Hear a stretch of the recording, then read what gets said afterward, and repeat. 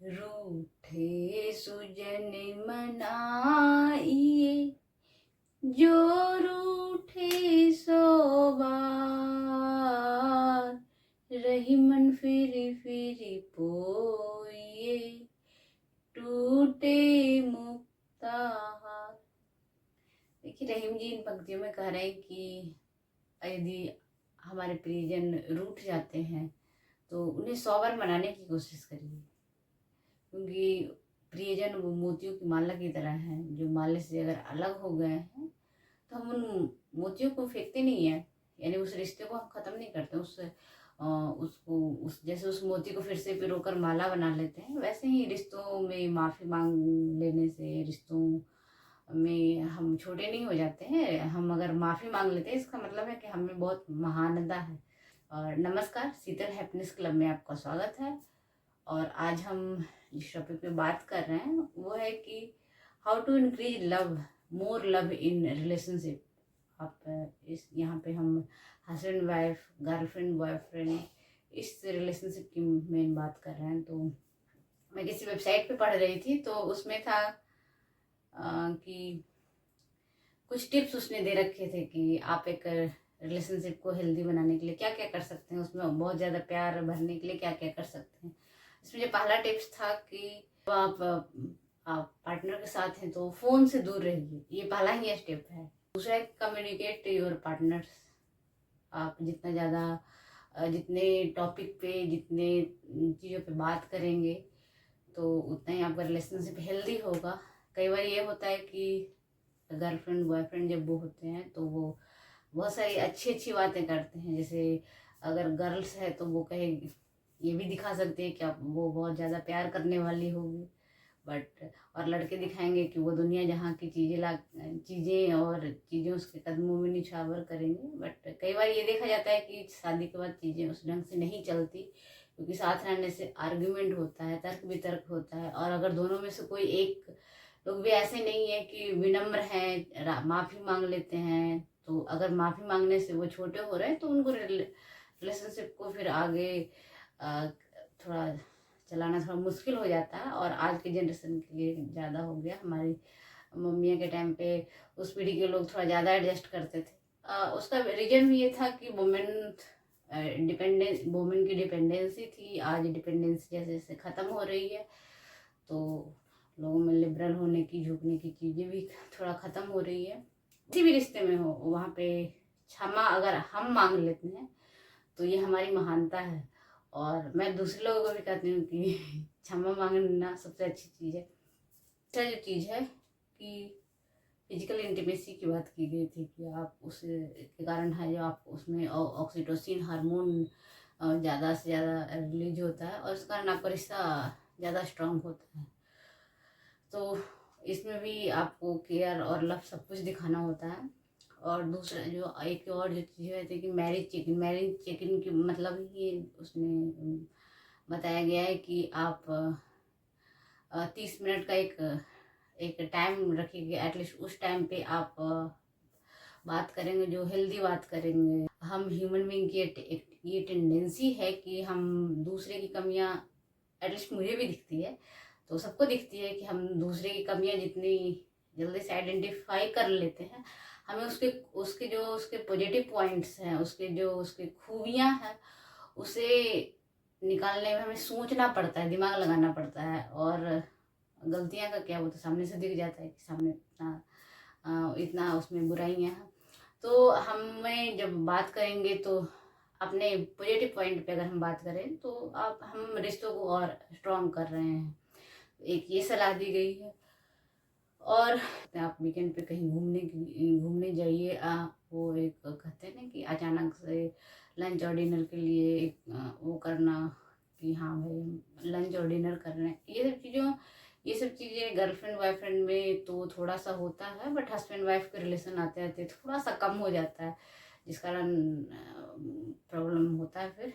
और कई लोग तो गर्लफ्रेंड इसी चक्कर में ढूंढने लगते हैं कि भाई उनको मज़े का, मतलब उनको क्या कहते हैं कि उनको इन चीज़ों को एंजॉय करने के लिए कोई दूसरी चाहिए, तो उनकी लाइफ तो स्पॉइल हो ही जाती है। तो अगर एटलीस्ट जो लोग हेल्दी रिलेशनशिप चाहते हैं तो तो एटलीस्ट लॉयल रहें। तो इसमें के लिए ट्रस्ट भी ये कहा गया है कि आपको पार्टनर पे ट्रस्ट का मतलब होता है आँख मूंद कर ट्रस्ट कर सकें, कि ये नहीं कि आपको किसी की चैट देखने की ज़रूरत पड़े, किसी का व्हाट्सअप अनलॉक करने की ज़रूरत पड़े कि भाई वो व्हाट्सअप पे क्या किससे बात करती है और क्या बात करती है। तो ये ट्रस्ट इस कदर होना चाहिए कि नहीं, ये सब चीज़ करने की ज़रूरत ही ना पड़े। और इसका जो रीज़न है कि आप पार्टनर दोनों एक दूसरे को बहुत ज़्यादा प्यार अगर करेंगे तो फिर तीसरा उसमें कहाँ से आएगा। मैं तो लोगों को सलाह देती हूँ कि पार्टनर के बीच की बॉन्डिंग ऐसी होनी चाहिए कि उसमें एक बाल भी ना आ पाए। सलाह दिया गया कि आप डेटिंग को ना रोकें, आप शादी के बाद भी डेटिंग को कंटिन्यू करें। जैसे आप गर्लफ्रेंड बॉयफ्रेंड जो भी डेटिंग के लिए जो भी चीज़ें करते हैं, आप ऐसा नहीं कि आप हस्बैंड वाइफ हो गए तो अब तो आप रोमांस कर ही नहीं सकते। तो आपको भी उसी तरह से चीज़ें करनी चाहिए जो एक अनमैरिड कपल करते हैं, चाहे जो भी।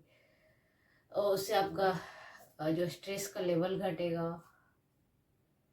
आपको फॉरगिवनेस सीखना पड़ेगा। अभी जैसे मैंने शुरू में ही बताया था कि आप जितना ज़्यादा माफ़ कर पाएंगे आप, क्योंकि माफ़ करने से दो चीज़ें होती है कि हम सामने वाले की जो जो जो बातें को हमने गांठ बना कर रखा है, किसी भी बात को लेकर कि इसमें इसने ये कहा वो कहा, ये तो खैर दूसरे रिश्ते पर भी अप्लाई होता है कि जहाँ पे अगर फॉरगिव उसको कर दें तो वो रिश्तों उससे बात करना हम नॉर्मल हो पाते हैं। जो एक दूसरे को प्लीज और थैंक यू जैसे शब्दों का प्रयोग जितना ज़्यादा आप कर सकें, और थैंक यू जैसे शब्द का प्रयोग हर जगह पे हर समय पे किया जा सकता है। अगर आप दिन भर में जितना ज़्यादा थैंकफुल हो सकते हैं अपने रिलेशनशिप को लेकर, अपने पार्टनर को किसी भी एक अच्छी चीज़ के लेकर, बुरी चीज़ के लिए भी आपको हमें तो बुरी चीज़ों के लिए भी थैंकफुल हो जाना चाहिए, क्योंकि कई बार ना बुरी चीज़ें हमें कुछ अच्छा संकेत दे देती है। तो इसलिए अच्छे बुरे हर चीज़ के लिए आप थैंकफुल हो जाइए। और सेलिब्रेट टुगेदर, आप जो भी चीज़ें सेलिब्रेट करें एक साथ करें, चाहे वो कोई भी चीज़ हो सकता है। इनफैक्ट आप किसी फैमिली की आप बर्थडे या कोई भी चीज़ें आप सेलिब्रेट कर रहे हैं तो आप एक साथ करिए। और अपने जो पार्टनर हैं, आपके स्पाउस हैं, उनके साथ सिंपैथी रखिए, इम्पैथी। आप कितने भी क्रोधी हों, अगर आप बहुत ज़्यादा गुस्से वाले हैं तो अपने गुस्से पे कंट्रोल करिए। आप कैसे करेंगे ये आपकी रिस्पॉन्सिबिलिटी है। कई बार लोग गुस्से में इतने आपे से बाहर हो जाते हैं कि उन्हें पता ही नहीं चलता वो क्या बोल रहे हैं, कैसे बोल रहे हैं। बस मुझे गुस्सा है तो मैंने बोल दिया। और जब इंसान गुस्सा में होता है तो उसे समझ नहीं आता कि सामने, और जब हम गुस्से में होते हैं तो दूसरे लोगों की केवल हम खामियां ही देख पाते हैं। तो एटलीस्ट जब गुस्सा शांत हो तो हमें चाहिए कि हम जो पार्टनर है जो भी है उनके खूबियों को निकालें और उनके साथ सिंपैथी रखें। सिंपैथी किन चीज़ों में रखा जा सकता है, अब मैंने जितनी भी चीज़ें कही, सिंपैथी का मतलब हर चीज़ में आप सिंपैथी रख सकते हैं। कोई भी चीज़ अगर उनसे गलती हो गई है तो उसने जानबूझ कर नहीं किया होगा। अगर एक छोटा सा मैं हम एग्जांपल लेते हैं कि आजकल घरों में ओवन और कांच के बर्तन का प्रचलन है। अगर किसी दिन आपका जो जो कांच का बाउल है, हो सकता है महंगे, हो सकता है 1000 का एक बाउल हो, तो पहला चीज़ है कि आपको कांच के बाउल का यूज ही नहीं करना चाहिए। और अगर आपके घर में यूज हो रहा है तो धोते समय वो टूट सकता है। और टूटने का मतलब ये नहीं कि आप चिल्लाए जा रहे हैं कि मेरा तो इतना बड़ा नुकसान हो गया। कभी फ़ोन गुम हो गया तो आप उसके लिए चिल्ला रहे हैं। तो अगर किसी फ़ोन गुम हो गया, आपके कपल पार्टनर का, आपके वाइफ का, आपके घर फ्रेंड का, आपका फ़ोन गुम हो गया तो जानबूझकर तो उसने नहीं गुम किया होगा। और अगर उसके लिए कोई उसे इतना सारा सुना दे, आपके मतलब कोई एक चीज़ के लिए अगर इतना सारा सुना दिया जाए तो वो कहते हैं कि आप इससे ना रिश्ते में गांठ बन जाता है। सामने वाला बहुत चाह के भी वो नॉर्मल नहीं हो पाता है, जो कि एक पीढ़ी जो पहले की जो जनरेशन है उसमें मैंने बहुत निकट से ऑब्जर्व किया इन चीज़ों को, कि वहाँ पे औरतों ने जितना बर्दाश्त किया है शायद हम उतने ना बर्दाश्त कर पाए। तो उन लोगों ने क्योंकि उनके पार्टनर जो थे वो उतने ज़्यादा सिंपैथी उनके साथ नहीं रखते थे। उन्हें तो मैं जहाँ से बिलोंग करती हूँ वहाँ पे तो हमने ये भी देखा है कि जो पार्टनर होते थे, मतलब एक जनरेशन का मतलब जो आज 50 और 60 के हो गए हैं, उस पीढ़ी में मैंने देखा था कि कई लोग कई लोगों में तो ये भी था कि जिनकी कई सारी बेटियां थी और उसकी माँ जॉब में थी, तब भी वो पापा का ज़्यादा मतलब जो भी गाली गलौज हर कुछ सुनती थी। क्यों? क्योंकि उनके बेटे नहीं थे, बेटे नहीं हो रहे थे। तो इसमें भी वो औरतें ही जिम्मेवार थी।